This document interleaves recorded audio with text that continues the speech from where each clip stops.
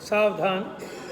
नमो अरिहंताणं नमो सिद्धाणं नमो आयरीयाणं नमो वज्रायाणं नमो लोये सव्यसाहूणम्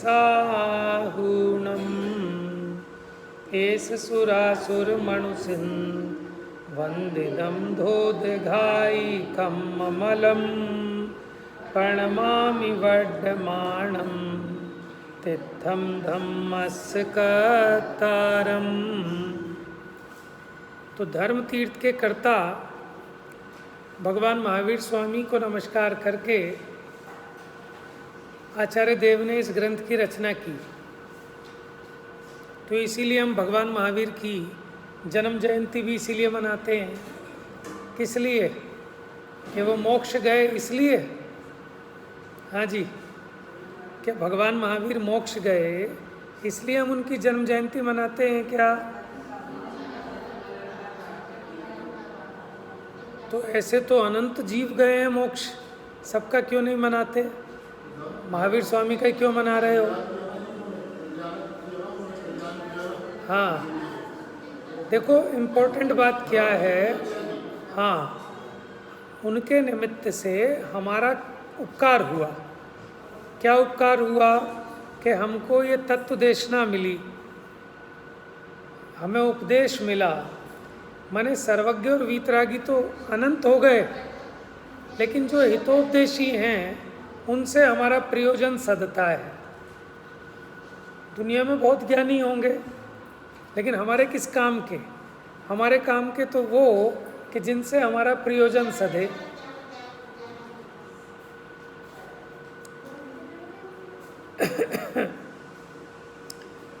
तो वीतरागी सर्वज्ञता ये तो उनके अपने सुख के लिए, अपने काम की, और जो उनका हितोपदेशीपना है वो हमारे काम का।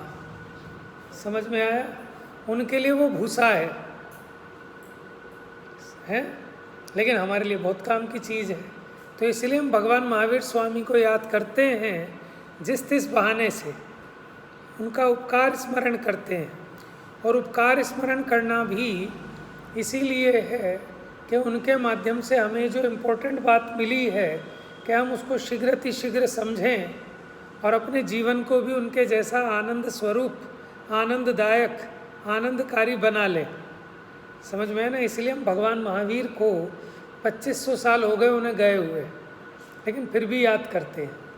तो किसी भी व्यक्ति को याद किया जाता है तो उसने हमें कुछ दिया है, उसलिए याद किया जाता है।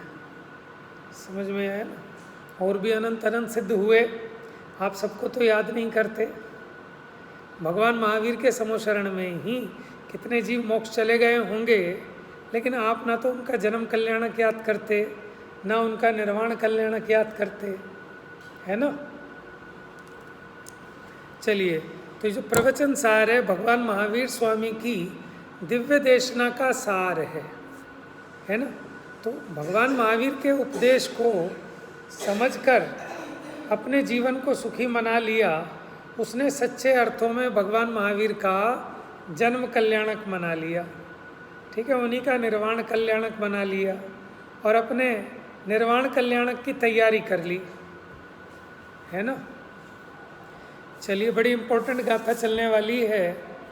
गाथा नंबर 80, प्रवचन सार।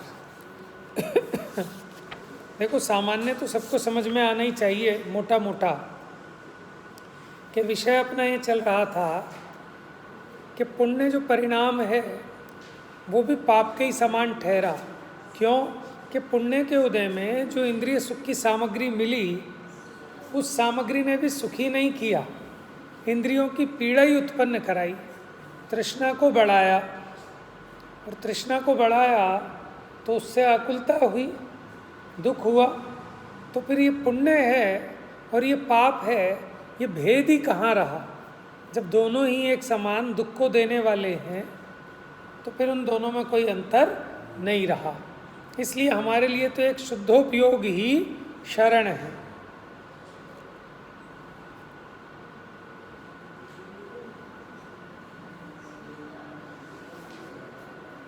देखो पेज नंबर 134 पर ये गाथा नंबर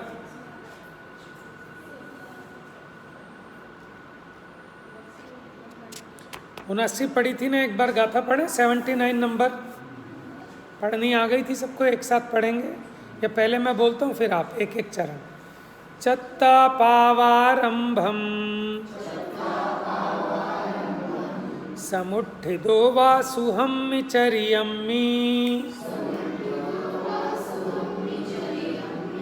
नाजहदि जदि मोहादि नालहति सो अपगम शुद्धम।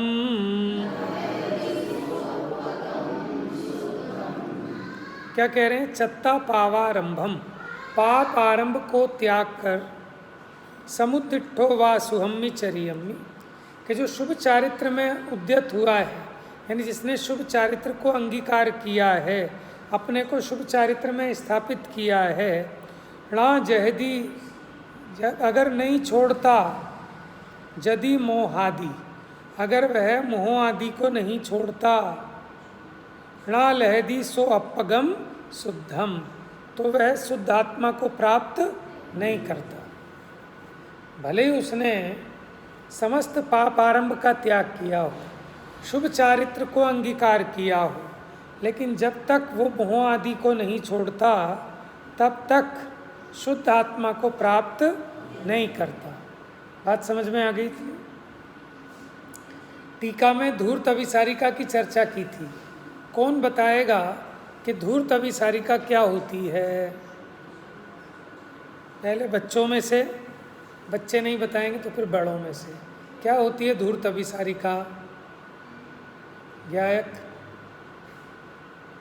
ज्ञानांश, धूर्त अभिसारिका पढ़ा था कल? क्या था? थोड़ा थोड़ा जो समझ में आया वो बताओ।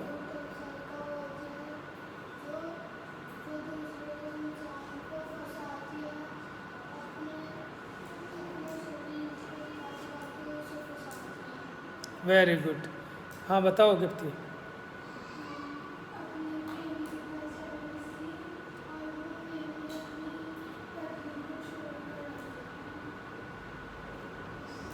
बड़े लोगों में बताओ भाई साहब, कल थे आप? क्या है यह अभिसारिका?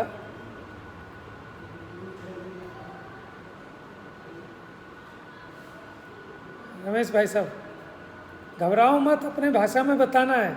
क्या ये डरने की चीज़ नहीं है, ठीक है? यहाँ कोई अच्छा माने बुरा माने वो अपेक्षा नहीं रखनी कुछ भी, हाँ ठीक है ना? अपनी तो चर्चा चल रही है कि आपको थोड़ा सा आपका दिमाग लगेगा तो आपको मज़ा आएगा, कि मुझे तो मज़ा आ रहा है, लेकिन आपको मज़ा तब आएगा जब आपका उपयोग लगेगा, क्योंकि मज़ा अपने उपयोग का आता है, किसी दूसरे का नहीं आता है ना? आप बताओ। चलो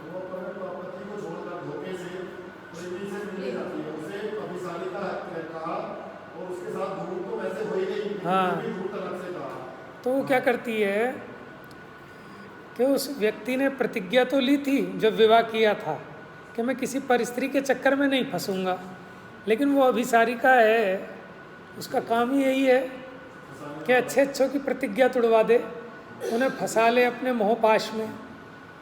तो इसी प्रकार अब दूसरा प्रश्न छोटे बच्चों के लिए, यहाँ सिद्धांत में किसको धूर्त अभिसारिका की उपमा दी गई है?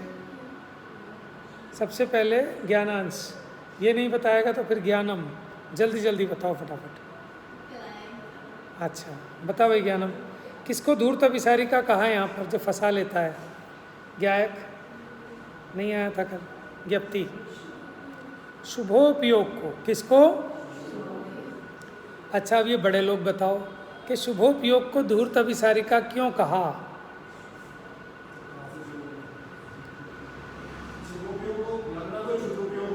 हाँ वेरी गुड, क्योंकि मुनिराज ने जब समस्त पापारंभ का त्याग किया तो प्रतिज्ञा क्या ग्रहण की थी? परम सामायिक की प्रतिज्ञा ली थी कि मैं अपने स्वरूप में ही लीन रहूँगा, परम समता भाव में रहूँगा, मोह राग द्वेष का पूरी तरह त्याग किया। लेकिन ये पुण्य जो कि धर्म का चोला ओढ़ के आ गया, शुभ चारित्र, समझ में आया? उसमें फंस गए, उसमें फंस गए तो वो जो शुद्धोपयोग था उससे छूट गए समझ में आया ना? तो ये जो शुभ चारित्र था, ये क्या हुआ? धूर्त अभिसारिका की भांति, माने जो शुभ परिणाम है, जो शुभोपयोग है, वो क्या करता है? जीव को इसकी जो शुद्धोपयोग की प्रतिज्ञा थी उसको भंग कराता है। क्योंकि उसमें अगर कोई ठहर गया, रुक गया, असंतुष्ट हो गया है ना, तो उसका नुकसान हो गया, ठगा गया। तो ऐसे पुण्य ये जीव को ठग रहा है, इसलिए उसको उपमा किसकी दी? धूर्त अभिसारिका की। मोटे रूप से इतना समझ में ना आए तो ऐसा समझ लो जैसे वैश्या, ठीक है ना, किसी पुरुष को अपने जाल में, प्रेम पाश में फंसा ले, तो उस प्रकार ये पुण्य भी ऐसे ठग लेता है। जैसे नगर नार को प्यार यह था, क्या उसका प्यार कैसा है? वो धूर्त है, उसे आपसे प्यार नहीं है, आपके पैसे से प्यार है। समझ में आया? देखो एक बार पढ़ लेते हैं इसकी टीका, बड़ी इंपॉर्टेंट विषय था इसलिए कह रहे हैं। पेज नंबर 134 पर टीका पढ़िए। नहीं आए तो पूछा करो आप लोग, क्योंकि ध्यान रखो मैं नेक्स्ट क्लास में पूछूंगा फिर। मिल गया टीका? गाथा नंबर 79 की टीका। जो जीव समस्त सावध्य योग के प्रत्याख्यान स्वरूप, प्रत्याख्यान का मतलब क्या बताया था? त्याग स्वरूप। किसका त्याग? सावध्य योग का, माने समस्त आरंभी हिंसा का त्याग हो गया। परम सामायिक नामक चारित्र की प्रतिज्ञा करके भी, परम सामायिक क्या है? कि परम समता भाव में शुद्धोपयोग में रहूँगा, ऐसी प्रतिज्ञा करके भी धूर्त अभिसारिका की भांति। तो अभिसारिका हमने बताया था ना, नायिका का भेद है। अनेक प्रकार की नायिकाएं होती हैं। जैसे कोई नाटक प्ले किया जाता है तो उसमें एक अभिसारिका प्रकार की जो नायिका है, उसकी भांति शुभोपयोग परिणति से अभिसार को प्राप्त होता हुआ, माने शुभोपयोग परिणति से मिलन को प्राप्त होता हुआ, शुभोपयोग परिणति के द्वारा ठगाया जाता हुआ मोह की सेना के वशवर्तपने को दूर नहीं कर डालता। माने अभी यानी वो मोह की सेना के वश में ही फंसा हुआ है। कौन? कि जो पुण्य में अटक गया। और किसकी बात चल रही है?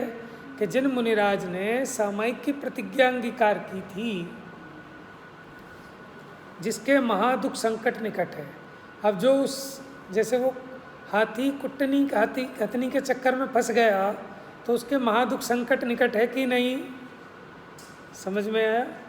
ऐसे ही शुद्धोपयोग की प्रतिज्ञा करके भी जो शुभ परिणति के चक्कर में फंस गए, तो ये मोह का ही तो महात्म्य है, यही तो मोह है। और मोह क्या है? तो उसके महादुख संकट निकट है। ऐसा वह शुद्ध आत्मा को कैसे प्राप्त कर सकता है?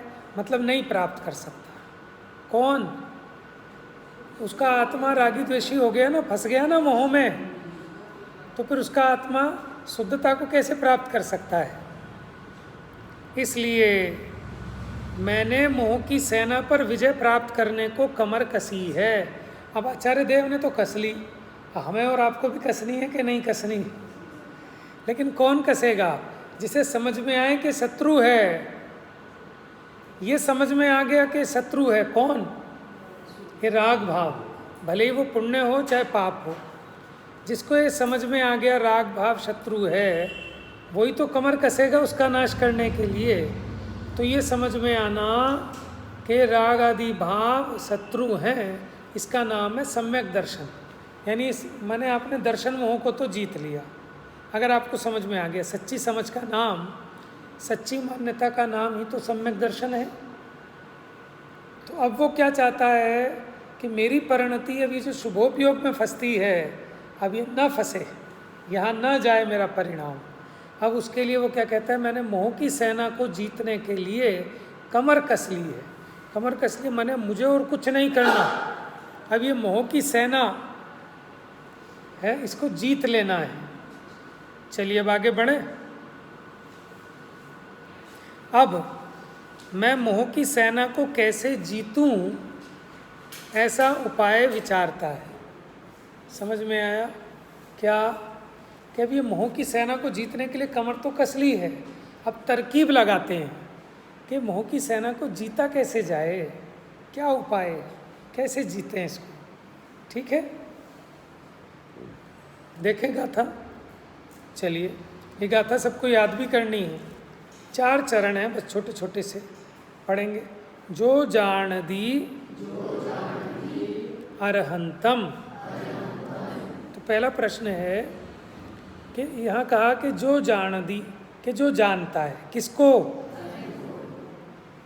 ठीक है, कौन जानता है? कौन जानता है? जो। अभी बताएंगे कि उसके लिए क्या, कि जो जानता है उसका क्या, वो आगे बताएंगे। अभी पहला चरण याद हो गया सबको, जो जान दी अरहंतम। इतना सबको याद हो गया? ज्ञानंद सुनाओ बेटा, बिना देखे। अभी आपने कहा हाँ हो गया।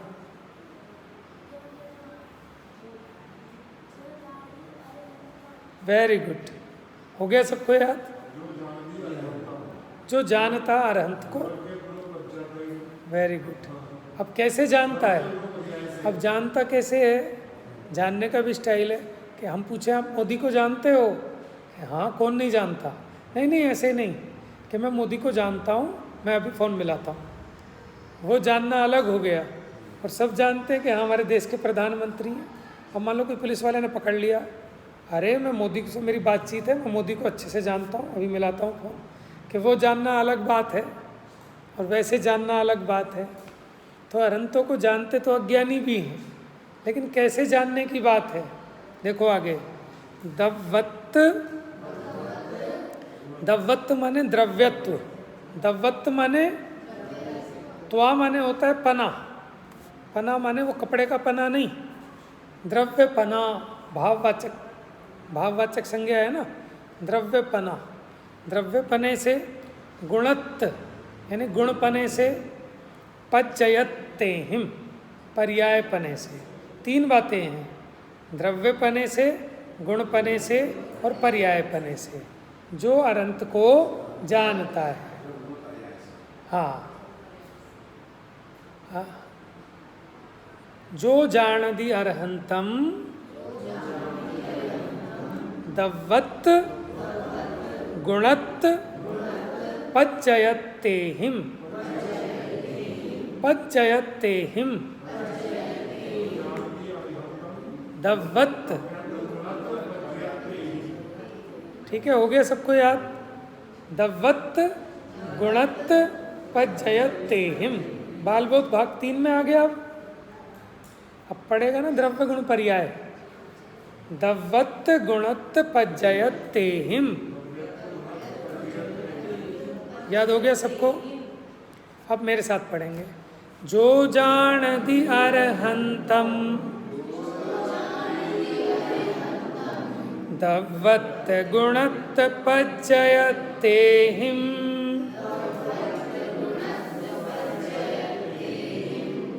इतना सबको याद हो गया? अर्थ समझ में आ गया कि जो अरहंतों को जानता है कैसे?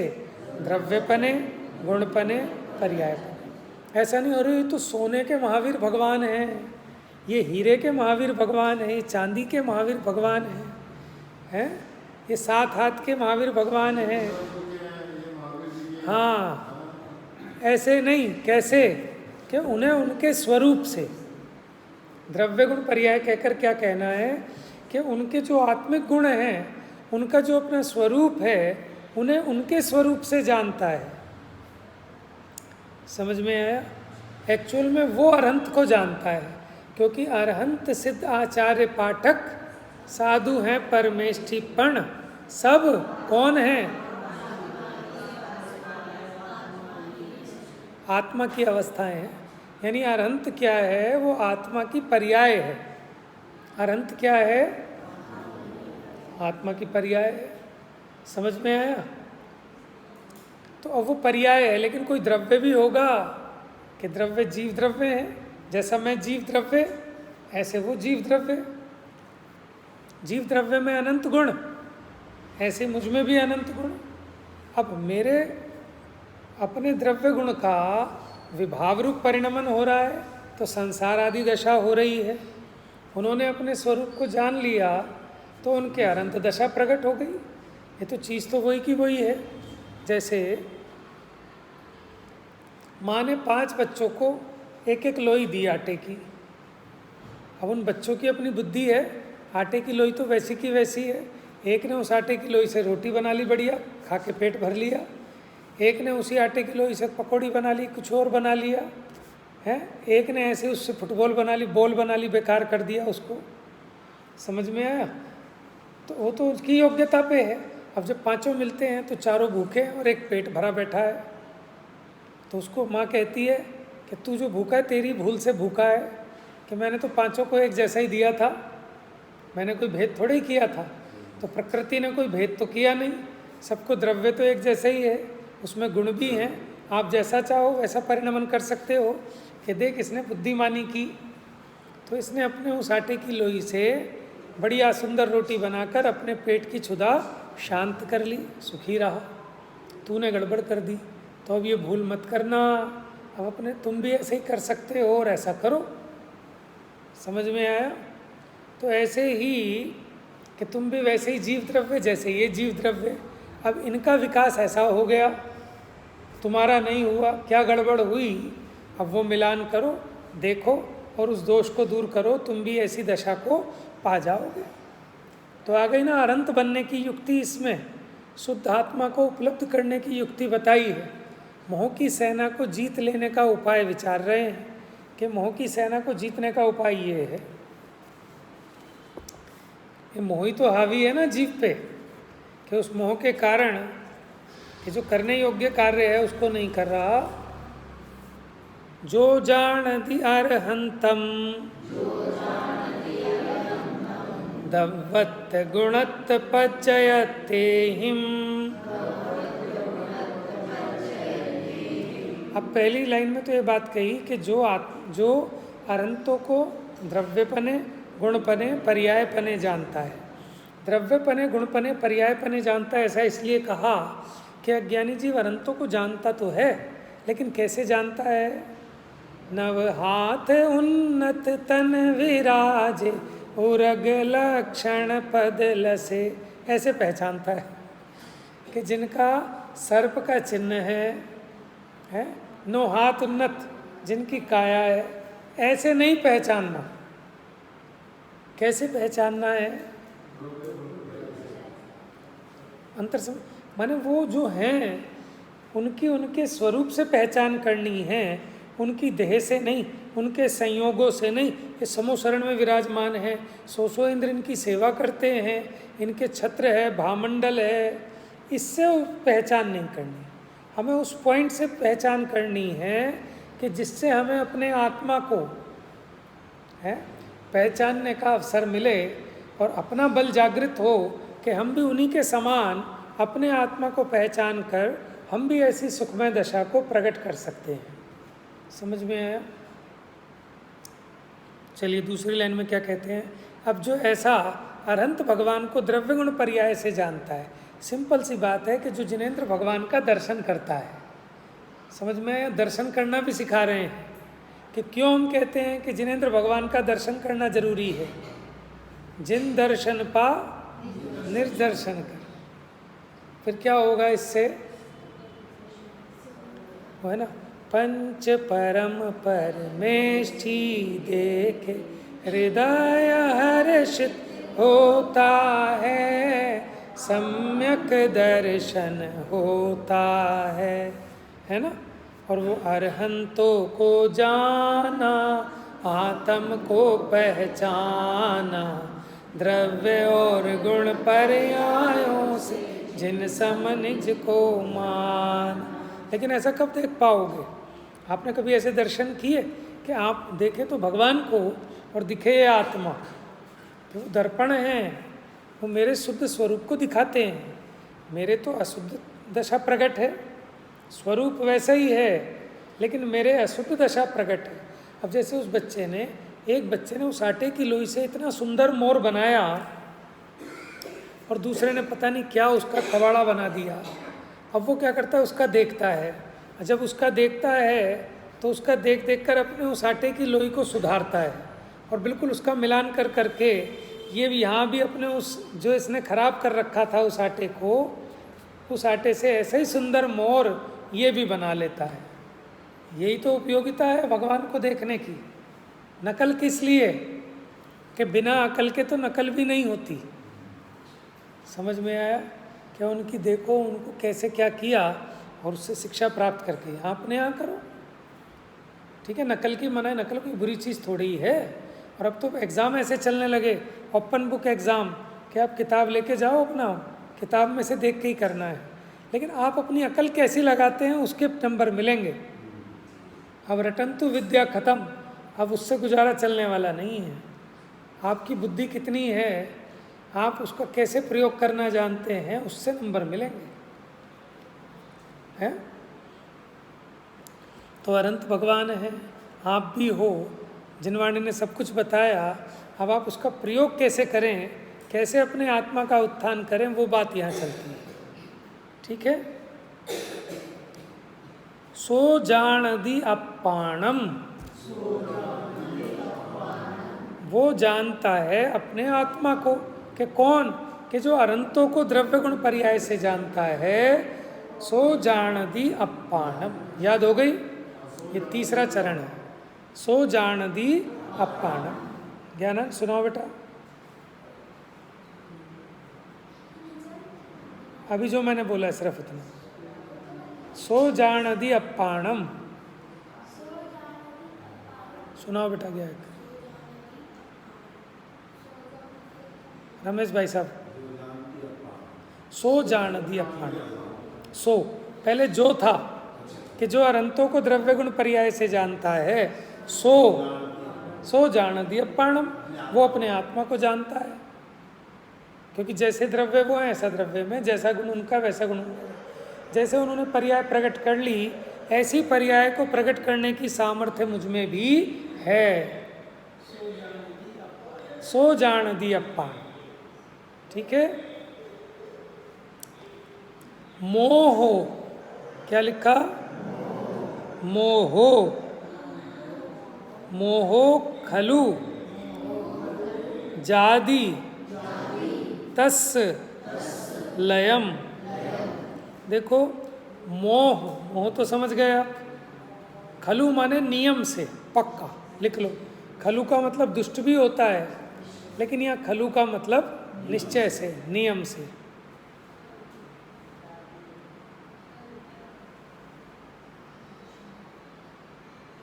खल होता है। ठीक है। तो यहाँ जो खलु है, निश्चय से, नियम से, क्या होता है? मोह खलु जादि तस् लयम। जादि माने चला जाता है, तस् माने उसका, लयम माने नाश को प्राप्त हो जाता है, विलय को प्राप्त हो जाता है। किसका मोह विलय को प्राप्त होता है?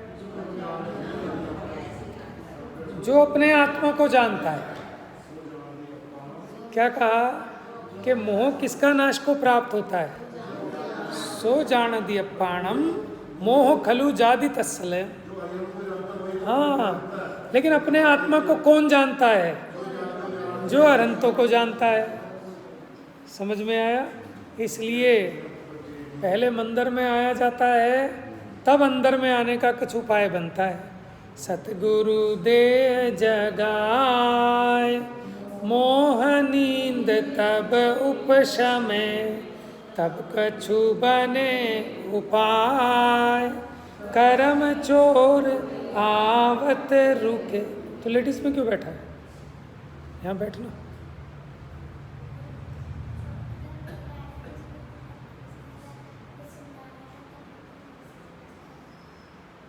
ठीक।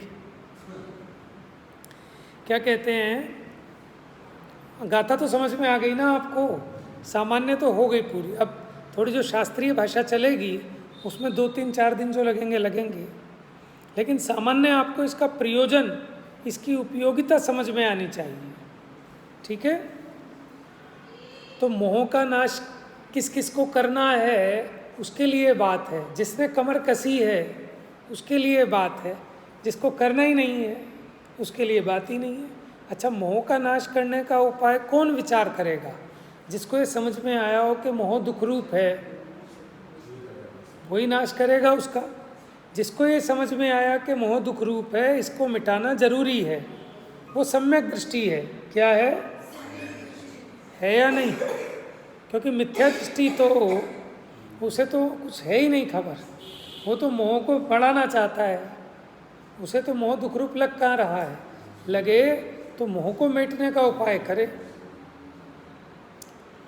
तो यहाँ मोह के मिटने का उपाय कौन विचार रहा है कि जिसको मोह बुरा लगा है?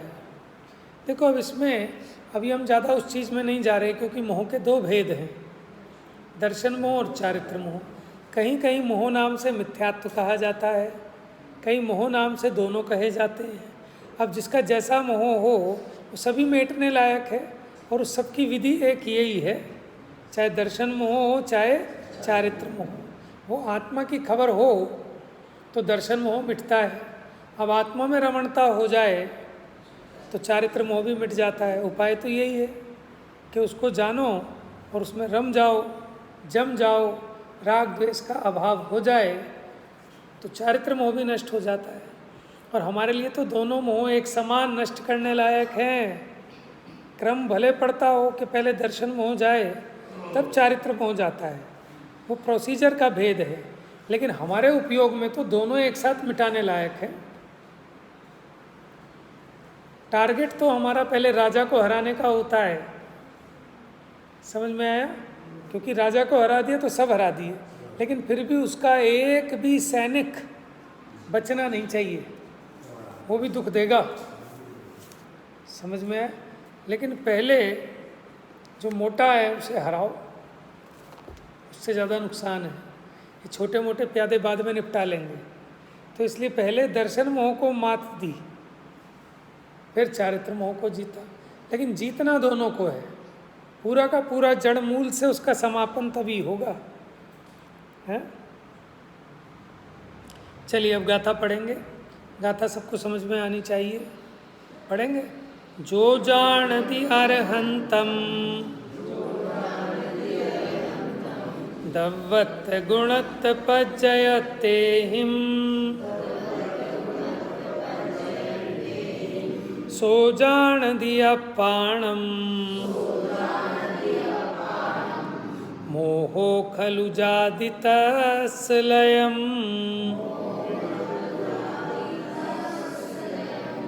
मोहो खलु जादी तस् लयम, तस् माने उसका, किसका? कि जो जानदी अरहंतम। तो पहले देखो प्रोसेस भी यही है कि पहले अरहंतों को जानो, इसीलिए तो दर्शन जरूरी है भगवान का, कि पहले अरहंत के स्वरूप को जानो, कि जो अरहंत के स्वरूप को जानता है वही आत्मा को जान पाता है, और जो आत्मा को जानता है उसका मोह लय को प्राप्त होता है। नीचे पद्यानुवाद। जे जान तो अरहंत ने गुण द्रव्य ने परयपण ते जीव जाने आत्मने तसु मोह पामे लय खरे। डॉक्टर साहब का अनुवाद।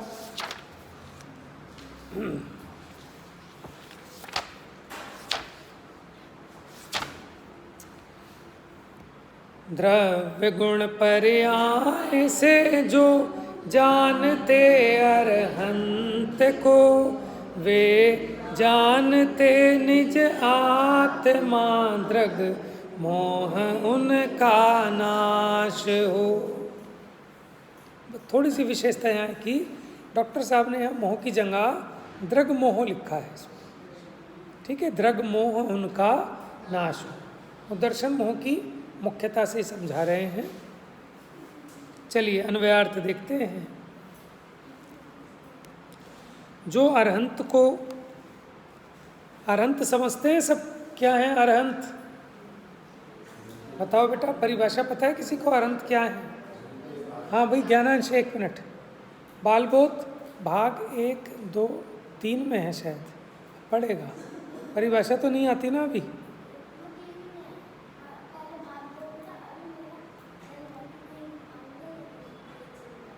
वो बीच में फंसे हो मझधार में। हाँ भाई बताओ, अरहंत किसे कहते हैं?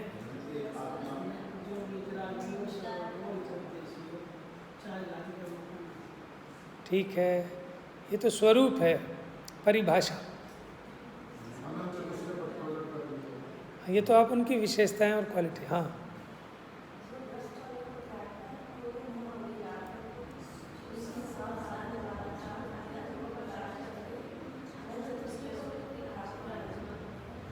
बहुत बढ़िया। तो आपने याद की है परिभाषा? अच्छा बहुत बढ़िया भाई, दिल खुश होता है।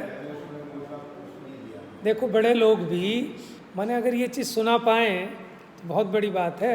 हम लोग अनुपयोगी समझ के अरे कौन याद करेगा, है। मुझे याद है कि जब आंटी जी सबसे पहली बार आई थी तो बालबोध की क्लास फिर हमने चालू की थी ना एक बार, और नए नए बच्चे भी जुड़े थे, तो तब पढ़ना चालू किया था। और देखो इतनी लगन से अभी तक बढ़िया एकदम। देखो जो गृहस्थपना त्याग कर, खाली घर त्याग कर नहीं, घर तो बहुत छोड़ देते हैं, लेकिन वो गृहस्थपना नहीं टूटता। कैसा, आओ ये देखो हमारी ये धर्मपत्नी है, हमारे बेटे हैं। अरे तुम तो मुनि हो, कहाँ कि किसकी पत्नी, किसके बेटे, किसके साले, किसके जमाई, है ना। मैंने खूब ऐसा देखा कि ये जो आई है ना हमारी धर्मपत्नी को दे देना। अरे महाराज आपकी कहाँ की धर्मपत्नी, तो छुप छोड़ दिया कि हमारे साले आए हुए हैं, इन सालों के हाथ कहलवा देना ज़रा घर पे हमारे। काहे का घर, किसका घर, तो इसका मतलब कि घर भले छोड़ा लेकिन अभी गृहस्थपना यहीं रखा है। तो जो गृहस्थपने को त्याग कर खाली मुनि दशा अंगीकार करके नहीं, मुनि धर्म अंतर है, एक मुनि वेश और एक मुनि धर्म।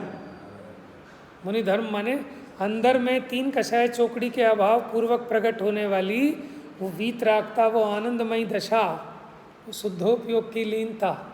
तो मुनि धर्म अंगीकार करके फिर क्या किया, निज स्वभाव साधन द्वारा, बाहर के कोई साधन की जरूरत नहीं। तारी उत्तम क्षमा पे जी अचंभो माने आवे, किस विधि कीने करम चकचूर। कि भगवान आप कैसे एक उत्तम क्षमा के धारी हो, फिर भी लोग कहते हैं कि आपने कर्मों को चकचूर कर दिया है। हमें तो ये बात ही समझ में नहीं आती, जब आप उत्तम क्षमा के धारी हो आप किसको चकचूर करने वाले हो। ऐसा एक भजन है बढ़िया। तो ऐसे ही वहाँ कहते हैं निज स्वभाव साधन द्वारा चार घातिया कर्मों का क्षय करके। अब क्षय वह कुछ नहीं किया उन्होंने, तो कहने की बात है, ये तो अपने स्वरूप में मग्न हुए, वो चार घातिया कर्म अपने आप दफा हो गए। है एक ही बात है। बाकी दो शब्द हैं तो अंतर तो जरूर है, लेकिन अभी अपने मतलब का नहीं है ना, अपने में उतनी बात जानकारी है। क्योंकि अगर कोई भी शब्द, अलग अलग दो शब्द हैं तो डेफिनेटली उनका मीनिंग डिफरेंट है ना। क्योंकि भाव अधिक हैं, शब्द थोड़े हैं। तो ऐसा तो हो सकता है कि हमें एक भाव के लिए एक से अधिक शब्दों का प्रयोग वही सेम करना पड़े, लेकिन ऐसा नहीं हो सकता कि भाव एक और शब्द दो हों। अब वो जो है ना, अब वो भाषा व्याकरण का है, अब हमको जानकारी नहीं। हम तो आपको उदाहरण दे सकते हैं, जैसे नीर, वारी, तोए, जल, पानी, एक ही बात है कि अलग अलग है? एक है। अच्छा अब आप सुनो, प्रक्षाल करते हो जल से करते हो कि पानी से करते हो?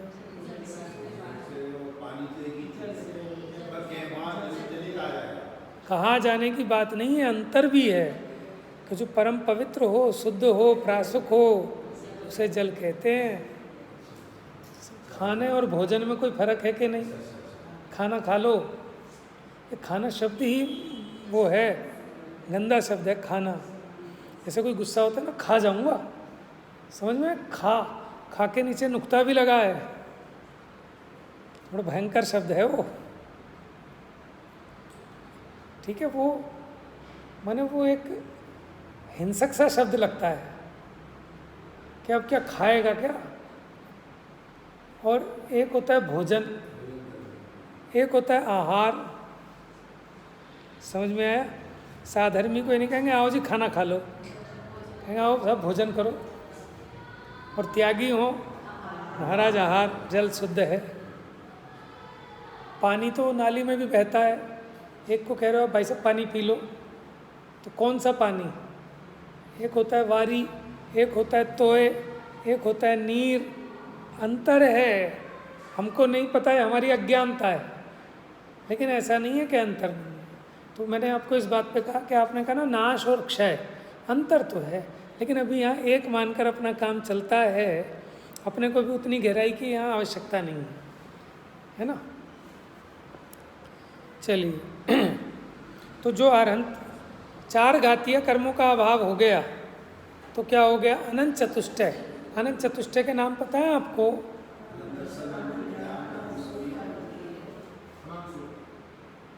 अनंत ज्ञान, अनंत दर्शन, अनंत सुख, अनंत बल, चार है ना। देखो अब ये बताओ कौन कौन से कर्म के अभाव में ये गुण प्रकट हुए? जिससे पूछूंगा वो, जिस मर्जी से पूछ सकता हूँ ना, कोई बुरा मत मानना, नहीं आता हो कोई दिक्कत नहीं है, ठीक है। पहला है अनंत ज्ञान, ठीक है। कौन से कर्म के अभाव में हुआ? पीछे से चालू करते भाई साहब। ज्ञानावरण। मैं तो भाई साहब को उस दिन देखा जिस दिन बच्चों की प्रतियोगिता हुई, बड़े सामान्य से सीधे साधे भोले लगते हैं बाहर से, और अंदर में इन्होंने इतने जवाब दे दिए। तो अच्छा है, देखो अभ्यास ऐसा ही होना चाहिए। उस दिन आपने परिभाषाएं वगैरह जवाब बढ़िया दिया था, एकदम बहुत बढ़िया, द्रव्य का, गुण का, पर्याय का। तो इससे क्या है कि अपना जो तत्व ज्ञान है ना वो मजबूत होना चाहिए, डुलमुल नहीं। अभी कोई कुछ कह देगा, दूसरा कुछ कह देगा, हाँ जी हाँ जी, ऐसे काम नहीं चलेगा। तो कम से कम जो बेसिक कंसेप्ट हैं अपने को क्लियर होने चाहिए कि द्रव्य होता क्या है, गुण क्या होता है, पर्याय क्या होती है, अनंत चतुष्टय कौन से हैं। तो ज्ञानावरणी का अभाव हुआ तो क्या प्रकट हो गया? ज्ञानांश। तुम्हारा तो नाम ही ज्ञानांश है। ज्ञान, अनंत ज्ञान, क्योंकि उसका पूरा नाश हो गया। वो तो ज्ञानावरणी का क्षयोपशम है तो ज्ञानांश है, ज्ञान का अंश प्रकट है। समझ में आया? ज्ञानावरणी का क्षयोपशम हुआ, क्षय नहीं, क्षयोपशम हुआ तो ज्ञान का अंश प्रकट है हमें और आपको। लेकिन अब ये सम्यक ज्ञान है कि मिथ्या ज्ञान है वो अलग बात है, लेकिन ज्ञान का अंश प्रकट है। लेकिन यहाँ कह रहे हैं अनंत ज्ञान। तो जब ज्ञानावरणी का क्षय हो गया तो अनंत ज्ञान हो गया, दर्शनावरणी का क्षय हो गया तो अनंत दर्शन हो गया। नहीं आ रही बात समझ में बेटा? कोई नहीं, तो छोटा है, 8 साल से छोटा है ना, तो फिर तो समझ में आनी चाहिए। 8 साल में तो आचार्य देव कहते हैं बुद्धि इतनी खुल जाती है कि जीव केवल ज्ञान प्राप्त कर सकता है। आप कहो चलो साहब ये तो कली काल है, लेकिन सम्यक दर्शन की तो कोई रोक नहीं है। अपने प्रयोजन की बात जीव समझ सकता है, नया सम्यक दर्शन उत्पन्न कर सकता है अभी इस कली काल का जीव भी। समझ में आया? इसीलिए नाम से प्रकट चल रहा है कि ज्ञान हुआ तो ज्ञानावरणी के अभाव से, दर्शन हुआ तो दर्शनावरणी के अभाव से, सुख हुआ तो किसके अभाव से? बताओ, आप बताओ आंटी जी। नहीं, मोहनीय से। सुख कैसे हुआ? मोहनीय के अभाव से। ठीक है, याद रहेगा। और बल जिसको वीर्य कहते हैं वो किसके अभाव से? अंतराय कर्म, क्योंकि वो आत्मा के बल का घातक है। ठीक है, 4 अनंत चतुष्टय 4 घातीय कर्मों के क्षय से प्रकट हुए। तो आपको कभी भगवान को देखकर ये ख्याल में आता है कि भगवान के अनंत ज्ञान है, भगवान के अनंत दर्शन है, भगवान अनंत सामर्थ्य के धनी हैं, लेकिन वो सामर्थ्य नहीं कि आपको बच्चा दे दें, आपकी दुकान चला दें, ये सामर्थ्य नहीं है भगवान में। कैसी सामर्थ्य है कि निरंतर अपने में से शुद्ध पर्याय उत्पन्न कर रहे हैं, निरंतर अपने सुख में मग्न हैं, उन्हें पर की कोई आवश्यकता नहीं है। ऐसा अनंत सामर्थ्य है। तो ऐसे जो भगवान के दर्शन करेगा उसे आत्मा के दर्शन होंगे, सम्यक दर्शन होगा। और सम्यक दर्शन क्या, सम्यक चारित्र भी इसी विधि से होगा। समझ में आया? मोह को मूल से नाश करने की विधि अरहंत परमात्मा के दर्शन करना है। दर्शन कैसे करना वो बात अभी यहाँ चलेगी, आगे शेष चर्चा कर लेंगे। जा वाणी के ज्ञान से सूझे लोका